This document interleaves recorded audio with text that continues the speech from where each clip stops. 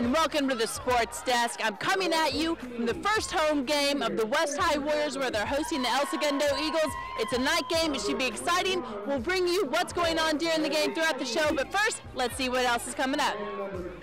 The South Spartan football team lights up Templeton in the semifinals, and it's wrestling time. Will it be North or West who is the best this time around? And it is West soccer. Can they start their streak once again? Sports Desk fans, get fired up because it starts right now.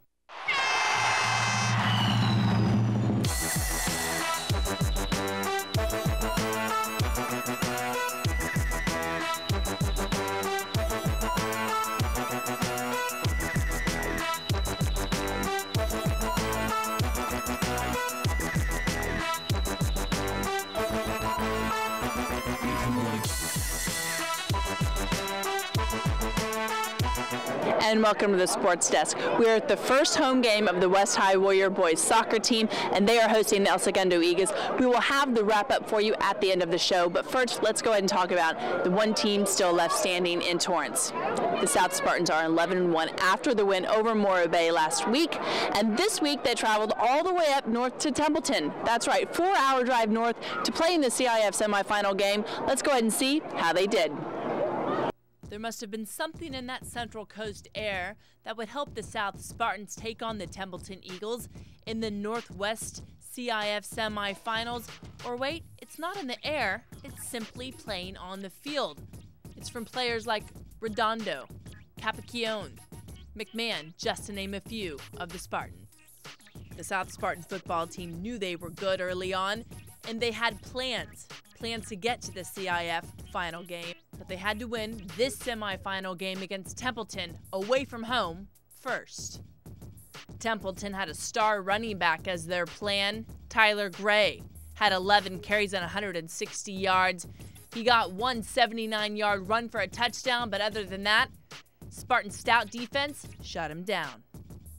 The South Spartan running attack got in gear late in the first quarter and was led by Eric Capacchione and Dylan Redondo and Tyler Glandorf, but they couldn't have gotten anywhere without their strong offensive line, which helped Eric Capacchione get this first touchdown. The PAT by Kevin Hayworth was good, and the South Spartans would never look back. And what the Spartans couldn't do on the ground, they would manage in the air by a touchdown catch by Just Run Right, and this one by Keith Masucci. The South Spartans would go on to win against Templeton 35-7 in their upcoming game against a very strong Lompoc team. They will expect big things out of Eric Capacchione, Dylan Redondo, Tyler Glandorf, Kevin McMahon, and the rest of the crew. But given their desire and their strong senior leadership, and we can't forget the excellent coaching of Josh Waybright, it looks like the Spartans have nowhere to go but up. Congratulations to the South Spartans as they head into the finals with this 35-7 win over Templeton. Dylan Redondo, you came up big for your team again with 22 carries on 164 yards and a touchdown. Eric Capacchione had 18 carries and 2 touchdowns. Tyler Glandorf, he had 6 carries and 34 yards and that great defensive interception. And Keith Masucci had a touchdown along with Just Run Right. Quarterback Kevin McMahon, you connected when it mattered for 50 yards and 2 touchdowns. The South Spartans will play their CIF final game away at Lompoc. Coming up after the break, you have a chance to decide who you're going for, the North or the West. As wrestling gets underway, which team is best? What you doing, Dad? My favorite thing. Really, Dad, what are you doing? Paying bills. Every month a stack of them come, just as regular as the rain. What's this one? That's a special one, son. I pay it first. How come? It's money for my retirement account. I put some money aside each month, just like I was paying a bill. Wouldn't you rather buy something? I don't want to work forever, and I don't want you to have to support me in my old age. In a way, I'm buying peace of mind. I'm on the installment plan. A stranger on the phone said I won a sweepstakes, but I was smarter. Someone tried to open a credit card in my name, but I was smarter. A friend said I should sign my house over to him, but I was smarter. The Los Angeles County Department of Consumer Affairs can help you avoid scams and protect your financial well-being. Don't become another victim of fraud. Call the Department of Consumer Affairs and we'll help you be Smarter Seniors. And welcome back. I'm still at the West High soccer game, but I'm now inside and I'm on the mats. The West Warriors are looking for big things from key returners. They did lose some guys from last year, but Coach Brian Notch says that those guys, well, they have other guys to fill in the blanks for them. Their biggest preseason matchup, though, is going to be against North, and we'll make sure and give you those highlights. But first, let's go ahead and tell you what you should expect from your West High Warrior wrestling team. Wrestling returns to the South Bay as the 2010-2011 season is just getting started. The two-time Bay League champion West Warriors have worked hard in the offseason and eagerly anticipate their return to the mats. The Warriors will have their work cut out for them. They'll have to compensate for the losses of last year's seniors, Slayman Fizel, Ali Nazari, Kyle Takeda, and Kyle Pivovarov. But Coach Brian Notch is confident that this year's team can pick up where last year's team left off. And we have quite a few guys stepping in.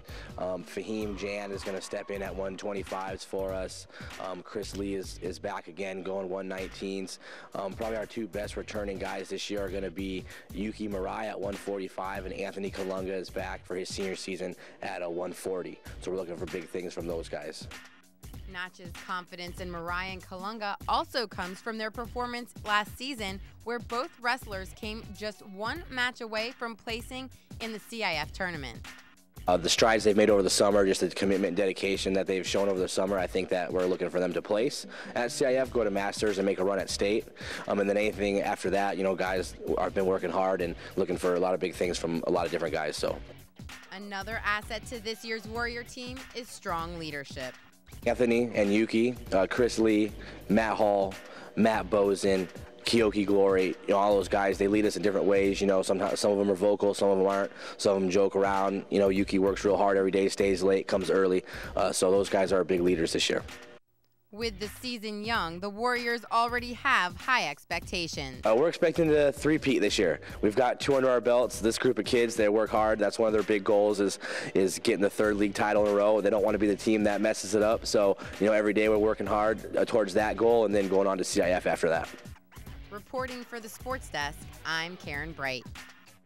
And big thanks to reporter Karen Bright for that report. The key losses again for the West Warriors were Ali Nazari, Kyle Takada, and Slayman Fizel, and big man Kyle Pivovarov. The key returners you should expect a lot from are Yuki Murai at 145 pounds, Anthony Kalunga coming in at 140, Chris Lee at 119, and Fahim Jan at 125. And let's now go ahead and talk about one of the other premier wrestling teams in the South Bay, the North Saxons. They are one of the premier wrestling programs, not just because that sounds good, but they have proven it time after time, going deep into the CIF. Luke Santos is the head coach of this squad, and he knows how to coach them, get down on their level, and that was a pun that was intended. Phil Stafford was at one of the recent practices, and he's going to let you know how they expect to do this season. From size alone, the 2010 wrestling team here at North High School may not seem to be too much of a threat. But beyond their size, they are led by two of the top-ranked wrestlers in the region. And combine that with the coaching staff led by Luke Santos, this 2010 campaign could be quite a threat for the North High wrestling team. We're not really considered strong, or we're not really the biggest team, or we're not really the fastest, quickest. But we just got heart. We just go out there to battle. Last season, the Saxons wrestling squad showed that heart and finished undefeated in league play, taking down every opposing team they faced in the Bay region. Much of that success is credited to Kenny Mai and Daniel Wada. Mai finished the season as a CIF champion, and Wada placed in the CIF 3 times in his career. The two standout seniors cleared the way for North's run at the league championship, but the Saxons will be without them this winter. That's going to be a big loss, but we got new incoming guys that are hard workers. I believe we put in work more than anyone else, and we just need the heart, and it's all about the dedication, the motivation, The voids left by Mai and Wada will certainly be noticeable, but the Saxons have little to worry about. The blue and white return 2 wrestlers who placed in the top 12 last year, Masada Fukushima and Johnson Mai, who is, yes, you guessed it, the younger brother to Kenny. For both Johnson and Masada, the experience from last year's state championship hasn't disappeared from their mind one bit. That state title, you know, that's what keeps me motivated. That's the whole key right there. I was 1 match away from placing top 8, so I knew I was there, and I knew what my potential was, and this year I could build on that and work on that, and then work on there to get a state title. While Mai and Fukushima may be the headliners for this year, third-year coach Luke Santos has a different focus for the team. Midway through last season, Santos and the rest of the coaching staff changed gears in terms of the team's approach. Santos decided to shift the mindset to adhere to the performance of individual wrestlers. And while the team captured a league title under that mentality, he believes a change is for the best. Individual success, I believe, is inevitable. We have enough good coaches and good things going on in here where we'll always produce good individuals, but I guess the challenge as a coaching staff and a program is to have it all. So this year we spent a lot of time in the offseason developing, kind of guys who were on the fence, and we have young guys who were in the lineup last year who we got them hitting the weights, moving them, getting them into open spots in the lineup, and we have a lot of surprises this year. There's a lot of young guys who are going to come out of the woodworks that people don't expect. There certainly doesn't seem to be any shortages of dominant wrestlers throughout the North High School program, and the change in team mentality offers everyone a bright forecast to look forward to, especially for this coming year. Last year we weren't really ready as a team, but this year we're more as a team, so they want that CF title, and every day, every practice, they're working hard for that CF title. This is a greedy year. I would like to win the duels, CIF individuals. I'd like a handful of CIF champions, and I think we can get 4 or 5 to the state tournament. I'd like to beat what we did last year, and I think we can get 2 or 3 kids on the podium, and we could probably have a state champ. Aside from changing the Saxons' approach towards competition, Coach Santos has been busy updating his team's mentality during practice, including a new way to prepare the team for distractions, which has come much to the dismay of the kids. I found a Shania Twain CD, so I put it on when they were warming up, and it was a live wrestling day, so we put it on, and oh no, stop it. But I feel like, if they're irritated and something, an outside factor is trying to distract them, they really have to get focused on what they're doing and the goals they want to accomplish. With every detail receiving its fair amount of attention during the offseason, the blue and white march into 2011 full steam ahead. It is expected to be a challenging year once again in the Pioneer League, with the likes of South and Torrance high schools fighting North for the rights to the championship. But the Saxons say they have the upper hand because their only weakness is one that will diminish as the season progresses. Experience, there's a lot of guys who are stepping up from JV to the varsity spots, so they need more mat time before we head into CIF, so we'll be ready. And a big thanks to Phil Stafford for that report. The key losses are Kenny Mai, but he's still around to give his knowledge as a coach, and Daniel Wada. The key returners for the North Saxons is Masada Fukushima at about 130 pounds, Johnson Mai at 103 pounds, and Jordan Garola comes in the weight class at 112 pounds. Coming up after the break, check out and see which USC and UCLA football players go out for a cause close to your heart. I'm a big believer in the power of we. Got each other, and that's a lot. We can tackle the tough challenges we face and build community through service and volunteering. It's time for you to raise your hand. Go to serve.gov and get involved in something you believe in. How will you raise your hand when they call your name? Are you with me? We weren't born to fight. Because play might be the best way to fight obesity. Because staying connected makes my family stronger. Because a safe place after school can lead to success in school. Because physical activity is vital to my health and well-being. Because I need to make my world better. Because playing team sports teaches character and social skills. Because we need each other. Because we need each other. Because we need each other. So as you know, I'm a big fan of soccer. but I'm also a bigger fan of little girls that play soccer, and I happen to see these two. How are you tonight? Good. And they're a little cold, and they're kind of silly. Are you silly? Yeah. Yeah. Yeah? Yes. So, what position do you play in soccer? Forward and goalie, midfield and forward. Ah, and what's your team name, and what league do you play in? AYSO, and we're the Rebels. Oh, very good. So how did you do this season? My team got second place. That's not too bad. Second's better than last, right? Yeah. So why do you play soccer? Because we like to have fun. I can tell. So why'd you come out here tonight to watch the West Warriors? Because it's the AYSO night thing. And did you have fun? Yeah. What was the best part of the night? When West scored. Here at halftime at the West High soccer game, we salute the AYSO champions. That's right, it's where everybody plays, and then they might even grow up to be on their varsity or JV team. You never know. Let's go ahead and now talk about two teams that are playing this weekend, well actually this last weekend, two hometown teams. That's right, the USC Trojans and the UCLA Bruins. I got a chance to go out to, say, a little tailgate party held by the local Rotary Club, and they had some great Trojans and Bruins in the audience and some special guest speakers. Let's go ahead and see who they were. The USC and UCLA football rivalries produced more than just hard-hitting knocks on the field last week.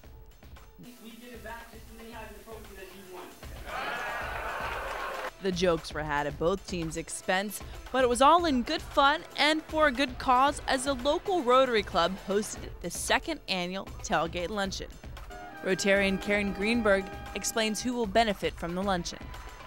During our committee meetings, we wanted to make this a really important type of event in addition to just the regular rivalry. So we selected the Torrance Unified School District athletic programs for our donations. The Rotarians not only enjoyed classic tailgate fare, but the company of Fox Sports analysts USC's Darryl Rideau and UCLA's James Washington, who played a game of wits all in the name of Torrance athletics. I can honestly say that I'm 4-0 against UCLA, and we got a ton of ammunition. And we might even have to go back to the days of the handicap UCLA scandals to now discussions of the pistol offense that they have with no weapons in the backfield. The institution itself and what it brings, the diversity that it brings, and it's just a great opportunity if you ever have an opportunity to go to Westwood. The difference between going to Westwood and going to USC, you know, tuition's a little higher over there. All of the back and forth between the fans was equal. Even though SC would go on to win the game, there was auctioneering and raffling that all raised money for your favorite sports teams. Coming up, is it the rising sun or just a little fun that'll help the West boys soccer team this season? Being in foster care was like always living in someone else's house.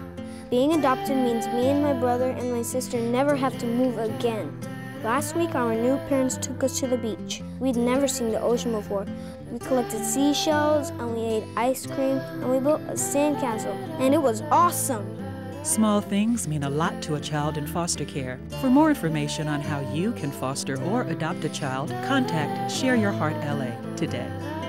There is a country in Europe, Iceland, which has been called the perfect eco-island because it is a place of clean air, fresh water, and natural beauty. Reykjavik, the capital city, radiates pure energy and a thriving culture. Geothermal steam heats homes and pools throughout the city. Iceland offers many opportunities to get re-energized. This is Iceland. Luminous, captivating, unforgettable, beautiful. Come see for yourself. There's a movement afoot. Arthritis is America's most common cause of disability. Walking just 30 minutes a day can ease joint pain, improve mobility, and stop the progression of the disease. Start moving now to prevent and control arthritis. And let's move together to raise funds for a cure. Join the movement and participate in the arthritis walk in your area. Log on to letsmovetogether.org and start moving today. And that is the end of the West High Warrior El Segundo Eagles soccer game. Let's go and take a look at a few of the highlights. As the West boys soccer team takes on the El Segundo Eagles, they will leave behind their 18-1 season from last year, looking forward to new things to come this year. Down by 1 goal, their second half swing finds them pushing in Eagle territory. West defender Scott Bauer passes it down to Ike Acabuelo, who's fouled. It's a Warrior free kick that'll be taken by senior Ike Acabuelo just to the left of your screen. He gets it up, and junior mid Greg Day will connect with the back of the net for the Warriors. There'd be no more scoring in this evenly matched game. It goes down as a tie, but there's a West boys soccer team ritual we have to find out more about. This one particular preseason ritual has been going on for years, and it might just be the secret, although there is some talent on the West High boys soccer team. I have to ask him about his hair. Can you put down your hair?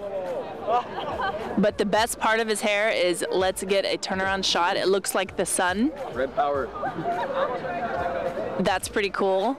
Yeah. I just have to say, congratulations, you actually scored the goal tonight, right? Yes, I did. Thank you. Can you take us through how it got there? We had a free kick over on the left wing. Ike Acabuelo took it. It floated over all the defenders over the goalie, and I was back post, easy headered in. Do you think it has anything to do with your magical sun ray hair? I think the power of the rising sun did have something to do with it. I'd like to give a shout out to my barber, Eric LaRue. He did it today. So it was definitely a factor in my gameplay. Okay, is it a factor on your season? Why do you guys do it? It's a varsity tradition. We always do it. It's kind of like initiation, but everyone does it. Creates team unity. It's fun, and we get a cool haircut out of it. Tonight, you said it wasn't your strongest game, but you definitely bring a lot to the team. What are you guys expecting this season? I think that our team's trying to like connect more, and then like the more that happens, then like it's consistent and it works. So. Hey, I mean, it's definitely working, and obviously it might be something to do with your hair. Can we already saw Day's hair. Can we go ahead and see Shortland's hair? Yep. I can't explain it, but it's called the Chuck Liddell, except it's like the other way. So it goes down here and then and around the world. So. All right, so let's get an around the world view. All right, so we see here. Here we go.